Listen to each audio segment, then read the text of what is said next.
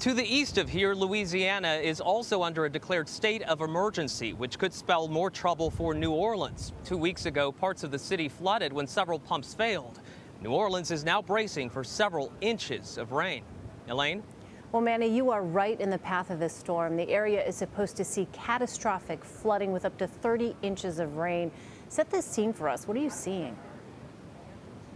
Well, right now we're seeing here in Port Aransas what authorities are hoping to see, and that's people leaving, turning into a bit of a ghost town here. There are still some people in this area that are packing up or just getting their final view of the water, but we did have an officer come up to us in our media trucks here and say, I just want to make sure you're media because we really want everybody else to leave. So you're really starting to get that sense today, I think, that this is a serious thing, a serious storm, serious hurricane, and that people need to start heeding the warnings.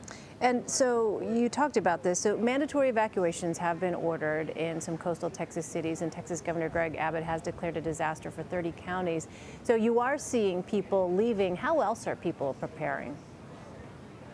Well, and you may have seen in some of our reporting there that we did run across one woman who's a general manager of a restaurant on Padre Island who said, I'm not leaving. I'm not leaving. And we asked her repeatedly, what can they do to convince you to leave? If you're talking about storm surge that can be 5 to 7 feet, in some areas north of this island up to 12 feet, and she said, I'm just going to ride it out. I don't want to have to deal with looters potentially after the storm. That's not what officials here would like to hear, but again, that's an area that's under a voluntary evacuation. They may decide to bump that up tomorrow, but again, even when it's a mandatory evacuation, we hear many times that once a deputy or a police officer says you got to go, they're not going to come back and look for you. So people really here who are deciding to stay in some of these areas, officials would say are risking their lives.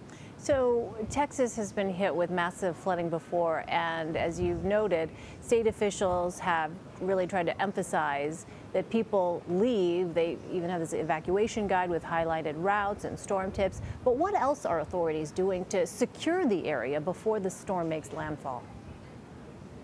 Well, right now we're seeing a police presence and lots of signs indicating, as you mentioned, where people should evacuate. And you got to remember this, on Padre Island, it's one way in and out, aside from a ferry. So that it really puts it into context for people that, you know, you may come to a time there where that bridge has to be shut down because of the high winds that are expected in this area. But, you know, we've also seen the typical signs of people getting out of town, which is gas stations here on Padre Island are on empty now, which is a good sign that people are heeding the warnings and getting out of town as the authorities would like to see. But again, there are always people, and Elaine, you and I know this from covering hurricanes and tropical storms, who decide to stick around.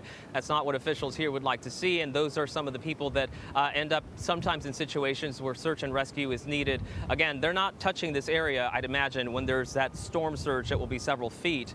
So really people will be on their own if they don't heed any of the warnings today or tomorrow. Again, tomorrow will be another big day for people to start gathering their belongings and really getting out of town, as that storm is expected to make landfall late Friday night into Saturday morning. Yeah, let's hope more people heed those warnings. Manuel Bojorquez, thanks so much, Manny.